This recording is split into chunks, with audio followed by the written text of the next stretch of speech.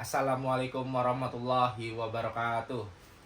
Perkenalkan, nama saya Muhammad Gilang Aprianza, jurusan dari Teknik Industri BINUS University Online dengan nomor induk mahasiswa 2702486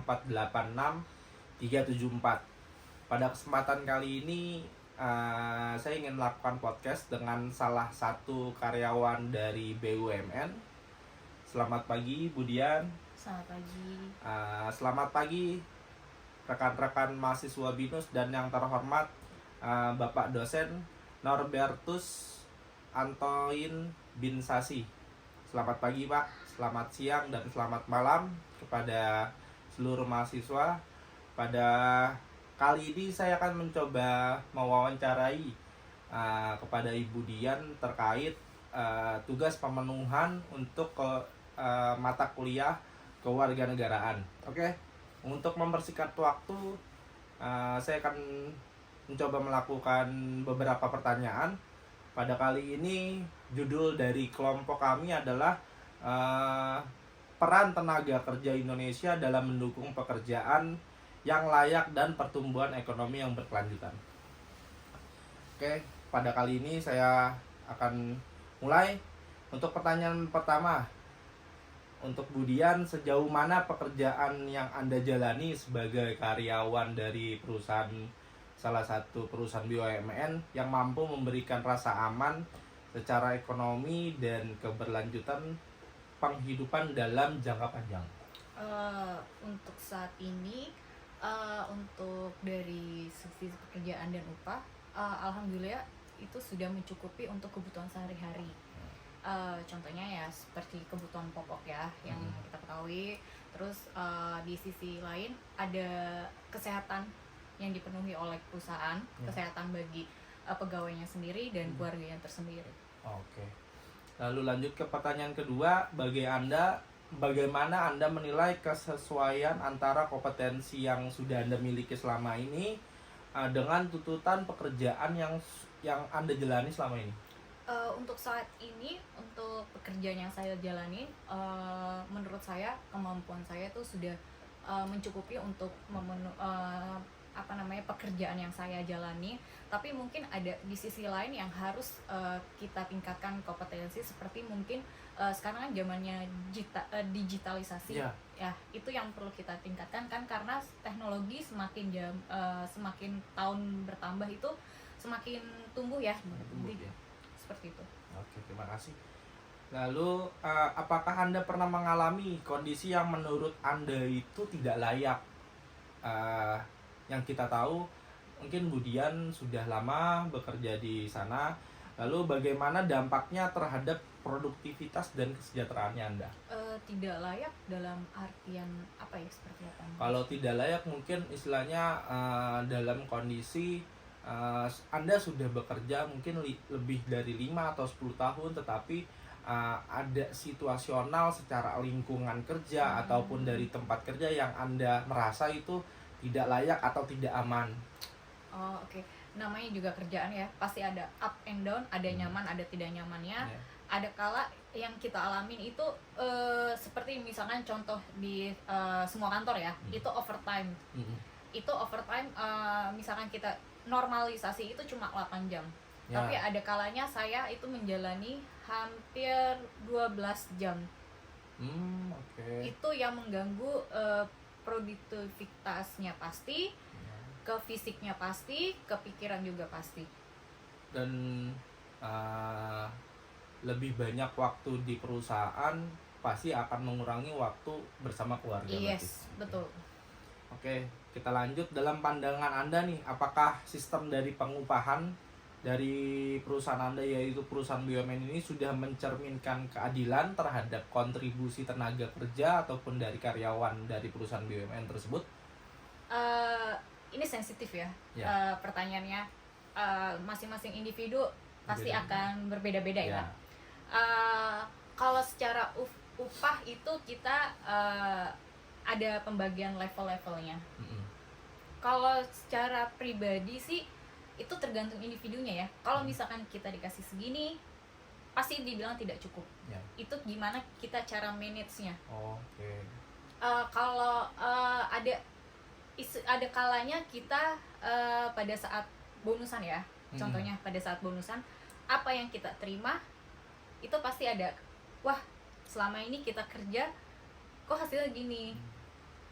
Ternyata misalkan dari tahun sebelumnya bonus kita sebesar katakanlah lebih besar daripada tahun kemarin, ternyata bonus kita tahun ini tidak melebihi bonus yang tahun kemarin. Itu yang membuat karyawan yang tidak, wow, ternyata kinerja kita selama 1 tahun ini kok tidak kayak dihargai. Berarti ada setiap tahun fluktuasi terhadap insentif yang diberikan. insentif seperti bonus yang di luar gaji dalam tiap tahun itu fluktuasi, kadang naik kadang turun. Sebenarnya mengikuti dari kinerja juga ya Bu, dari tiap tahun ya. Kita itu ada level penilaian setiap individu, dan itu tergantung laba yang kita capai tiap tahun. Biasanya ya, kalau laba kita besar, otomatis yang kita dapat seharusnya lebih besar. Tapi aktualnya mungkin ada adjustment dari perusahaan BUMN, karena perusahaan BUMN berbeda dengan perusahaan swasta yang mungkin kalau misalnya swasta ataupun perorangan bisa lebih jelas untuk pemberian dari bonusnya. Kalau untuk BUMN mungkin didistribusikan kepada perusahaan yang lain karena grup dari BUMN sendiri istilahnya banyak sekali ya Bu. Mungkin kita kan BUMN, mungkin kita kontribusinya akan ke negara, jadi mungkin pool-poolnya mungkin dibagi-bagi. Kita lanjut ya Bu untuk pertanyaan selanjutnya. Bagaimana dari perubahan teknologi dan digitalisasi dapat mempengaruhi nih stabilitas dari pekerjaan Ibu Dian sendiri?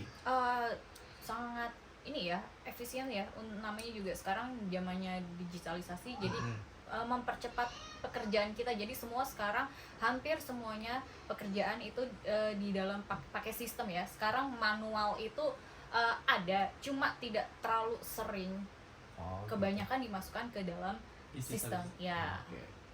Untuk pertanyaan selanjutnya, sejauh ini nih mana sih akses yang terhadap pelatihan atau pengembangan diri yang tersedia di perusahaan dan dapat menurut Ibu Dian meningkatkan kualitas dari pekerjaan? Secara di perusahaan itu kita memang ada ya pelatihan, cuman itu terpilih sih, bukan maksudnya terpilih. Jadi misalkan bulan ini ada training apa, dan itu karena kan kita pegawainya banyak ya, jadi nggak kita diikut sertakan setiap training itu ada. Cuma kita pasti ada kesempatan untuk mengikuti. Cuma biasanya kita itu training sesuai dengan bidang yang kita kerjakan pada saat ini, dan itu menambah ilmu juga, keterampilan juga. Jadi bisa dibilang kesempatan seperti training juga bisa meningkatkan skill juga ya Bu ya? Bisa.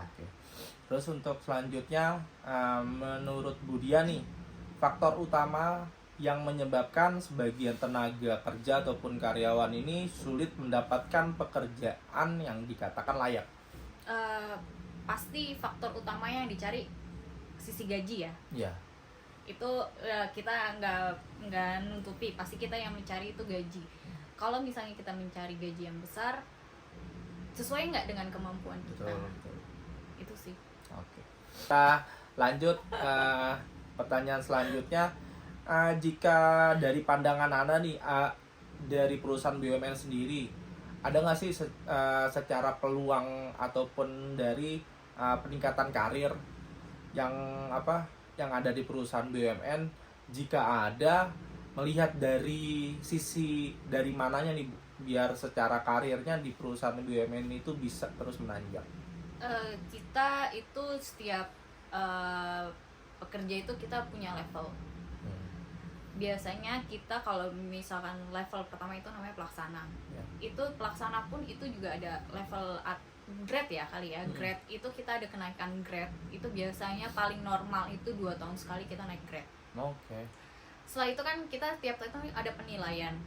Penilaian itu kita dikategorikan bisa dikatakan A, B, C, D.